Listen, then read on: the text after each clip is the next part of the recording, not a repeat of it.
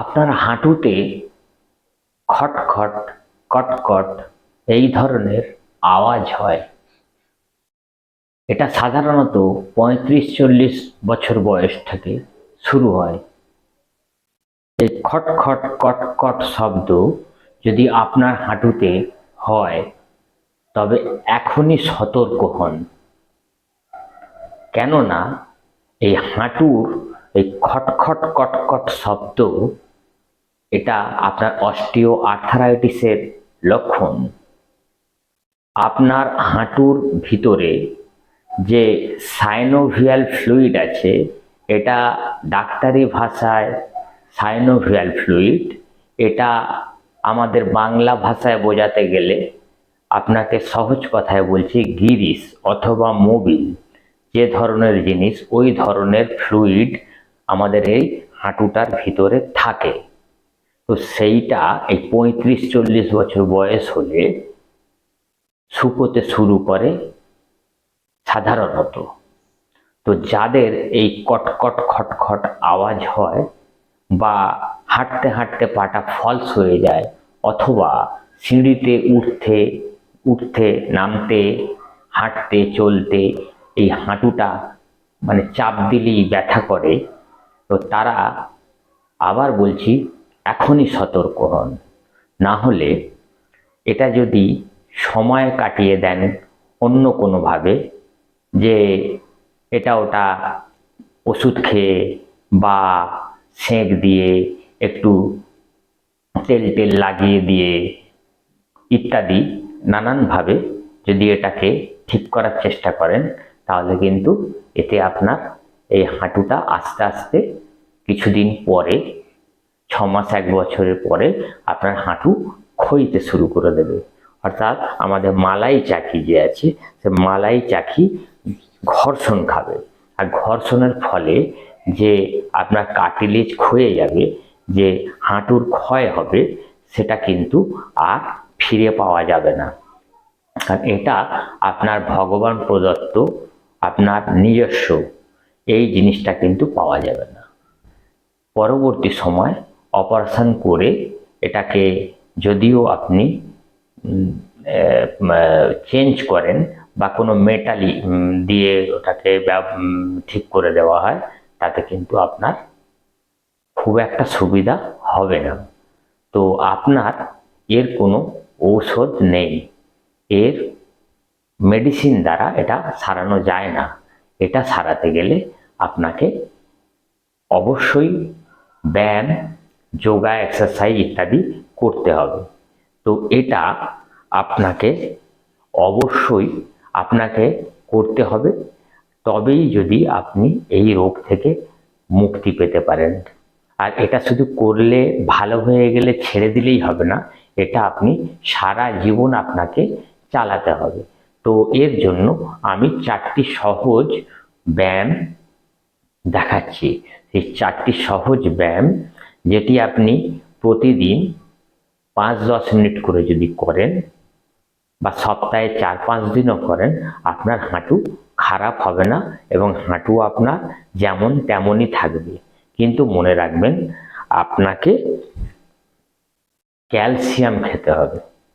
তো আপনার বয়স যদি ৩৫-৪০ হয়ে থাকে, তো বছরে ২ বার ১ মাস করে কোর্স করতে হবে। সেটা প্রতিদিন একটা করে ক্যালসিয়াম ট্যাবলেট বা ক্যাপসুল আপনাকে ইউজ করতে হবে। ৩০ দিন, ১ মাস খেয়ে আবার ৬ মাস পরে আবার খাবেন, অর্থাৎ বছরে ২ বারের কোর্স করতে হবে। এছাড়া আপনাকে বলে দিই যে বাকি যে সময়টা থাকে, সেই সময়টা আপনি আমাদের কোনো প্রাকৃতিক জিনিস খাবেন। কারণ সবসময় অ্যালোপ্যাথি ওষুধ খাওয়া তো ভালো না। তো ক্যালসিয়াম সমৃদ্ধ কোনো হার্বাল ভেষজ আপনি খাবেন, তাতে আপনার এই জিনিসগুলো থেকে আপনি রক্ষা পাবেন। তো সেই হার্বাল, ধরুন আমলকি আছে, আমলকির পাউডার, আপনি সজনে পাতার গুঁড়ো যাকে মরিঙ্গা পাউডার বলা হয় সেইটা, এই জাতীয় অনেক ধরনের ভেষজ আছে, যে ভেষজের মধ্যে আপনার এই ভিটামিন সি, ডি আয়রন ইত্যাদি রয়েছে, মানে হাঁটুর জোর বাড়াতে বা হাড়ের পেশির শক্তি বাড়াতে আপনার যে উপাদানগুলো দরকার সেগুলো আছে, সেই রকম জিনিস আপনাকে খেতে হবে। সেটা আপনি সপ্তাহে 2-3 দিন খাবেন। তো আমলকি চূর্ণ খেলে আপনি যেমন সকালে খালি পেটে 1 চামচ গরম জলের সঙ্গে চা চামচের 1 চামচ নিয়ে খেয়ে নিলেন সপ্তাহে 2-3 দিন। মরিঙ্গা পাউডার হলে আপনি সেই একই পদ্ধতিতে আপনি ঠান্ডা বা গরম জলে আপনি ওটা খেতে পারেন। চা চামচের 1 চামচ, দুটোই আপনি বাজারে কিনতে পাবেন। আপনি অনলাইনে পেতে পারেন বা কোনো আয়ুর্বেদিক বা যে হার্বাল বা হার্বসের দোকান আছে সেই সব দোকান থেকে আপনি এটা পেয়ে যাবেন। আর বলি, ক্যালসিয়ামটা খেতে হলে আপনাকে অবশ্যই ডাক্তারের পরামর্শ নিতে হবে। আপনি পরামর্শ নিয়ে ক্যালসিয়ামটা খাবেন। আর এই হার্বালের ব্যাপারটা আপনাকে বললাম, এটা আপনি আপনি ডাক্তারের পরামর্শ ছাড়াই খেতে পারেন, এতে কোনো প্রবলেম হবে না। আর ব্যায়ামগুলো আপনি দেখুন, আমি ব্যায়াম দেখাচ্ছি। ব্যায়ামটা খুব ব্যায়ামগুলো সহ 4টি ব্যায়াম দেখাচ্ছি। 4টি ব্যায়াম করবেন। তো ধরুন আপনি 35-40 বছর বয়স, আপনি এক্সারসাইজ করেন না, ব্যায়াম করেন না, তো সোজা দাঁড়িয়ে নিজে নিজে তো এভাবে করতে পারবেন না। আপনি ব্যালেন্স হারাতে পারেন, অর্থাৎ আপনি কোনো একটা জায়গায় সাপোর্ট নিয়ে নেবেন। সাপোর্ট দেওয়াল হতে পারে, কোনো গাছ হতে পারে, কোনো আপনার টেবিল, না, আপনার হাইটে ধরবার মতো কোনো একটা জায়গা আপনি ইউজ করবেন। তো যেমন ধরুন আমি এখন এই দেওয়ালটা ধরেছি, তো ধরে এই ব্যায়ামটা দেখাচ্ছি। দেখুন, এই পাটাকে আপনি এইভাবে গোল গোল করে দাঁড়িয়ে সোজা হয়ে এইভাবে এইভাবে ঘোরাবেন, হাঁটু না ভেঙে গোল গোল করে। হ্যাঁ, এইভাবে এইভাবে এইভাবে আপনি সোজা হয়ে দাঁড়িয়ে একদিকে ধরুন আপনি 10 বার ঘোরালেন, আবার উল্টো দিকে ঘোরাবেন। দেখুন, উল্টো দিকে ঘোরাবেন। তো এই যে ঘোরানোটা, এইভাবে আপনি এদিকে 10 বার, এদিকে 10 বার ঘোরাবেন। আবার এই পাটায় এই দেখুন, এই ঘোরাচ্ছি, এই সোজা হয়ে দাঁড়িয়ে ঘোরাচ্ছি, এইভাবে ঘোরাবার, এইভাবে 10 বার ঘোরাবার পরে আবার এইভাবে আপনি 10 বার ঘোরাবেন। এটা 1 নাম্বার।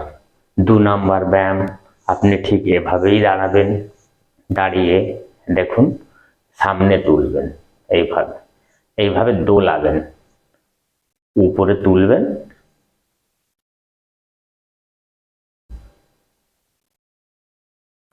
এইভাবে। আবার এই দেখুন, এই পাটা উঠাচ্ছি, সোজা হয়ে দাঁড়িয়ে, খুব সিম্পল এক্সারসাইজ।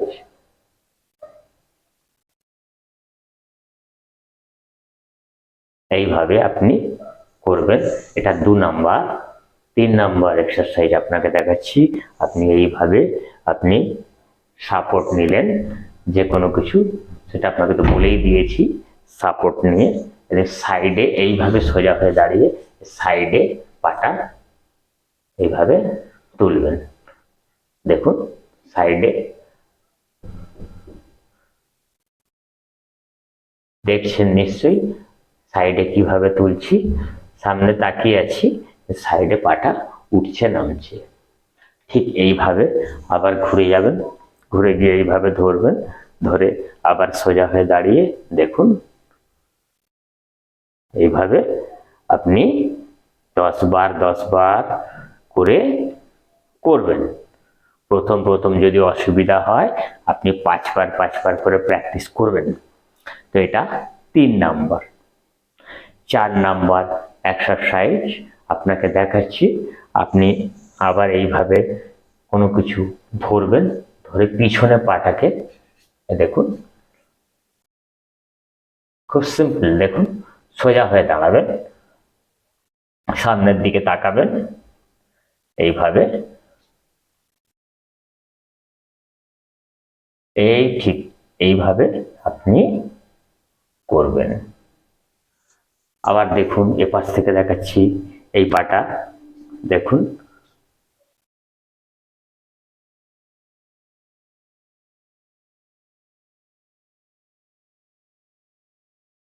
ঠিক এইভাবে খুব ইজিলি করবেন, টাইট করে নয়, যেন নর্মালি আপনার পাটা যাওয়া আসা করে। তো আপনাকে চারটে আমি ইজি এক্সারসাইজ দেখালাম, এই চারটি এক্সারসাইজ আপনি করবেন।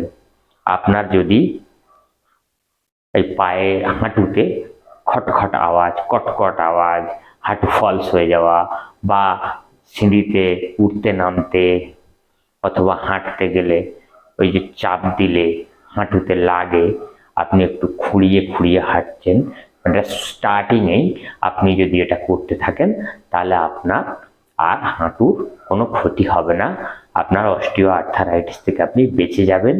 আপনার পরবর্তীকালে হাঁটুর যে বড় ধরনের কোনো ক্ষতির আশঙ্কা, সেটা থেকে আপনি রক্ষা পাবেন। তবে মনে রাখবেন যে ভালো হয়ে গেলে, ভালো হয়ে গেলাম, ব্যথা খটখট কটকট চলে গেল, তাহলে আমি ছেড়ে দেব না, এটা কখনোই করবেন না। আপনি এটাও কন্টিনিউ করবেন, সপ্তাহে কমসে কম 4-5 দিন, আর 7 দিন হলে তো খুবই ভালো। দিনের যে কোনো সময় করবেন, শুধু আপনি লাঞ্চ এবং ডিনার অর্থাৎ দুপুরে এবং রাতে খাবার 2 ঘন্টা পরে করবেন। ওই খাবার পরে পরেই আপনি 2 ঘন্টার মধ্যে করবেন না। এইটা হলো আমার পরামর্শ। আমি প্রবীর, আমি ফিজিও মাসাজ থেরাপিস্ট। আপনাদের সঙ্গে আপনাদেরকে আমি এই ধরনের টিপস দিয়ে থাকি। আপনাদের যদি ভালো লেগে থাকে তাহলে আমার চ্যানেলটা সাবস্ক্রাইব করে আমার অন্যান্য ভিডিওগুলো দেখবেন, এবং আমার ভিডিওর যেসব নোটিফিকেশন সেগুলোও আপনার কাছে চলে যাবে, আপনি দেখতে পাবেন। আর অবশ্যই আপনি হার্বাল ইউজ করবেন। আর একটা কথা বলে দিচ্ছি, পেটটা অবশ্যই পরিষ্কার রাখবেন, মানে সিস্টেম ক্লিয়ার রাখবেন, এটা খুব জরুরি। তবে সেই সিস্টেম ক্লিয়ারটা কিন্তু ন্যাচারাল পন্থায় হয়, অর্থাৎ কোনো অ্যালোপ্যাথি ওষুধ টষুধ খেয়ে নয়। এমনি ধরুন আপনি ইসবগুলের ভুসি, ত্রিফলা চূর্ণ ইত্যাদি ইত্যাদি যেসব আছে, এইসব দিয়ে আপনি আপনার পেটটাকে পরিষ্কার রাখবেন। পেট পরিষ্কার রাখা খুব জরুরি। তো আজকে এই পর্যন্ত, বাই বাই।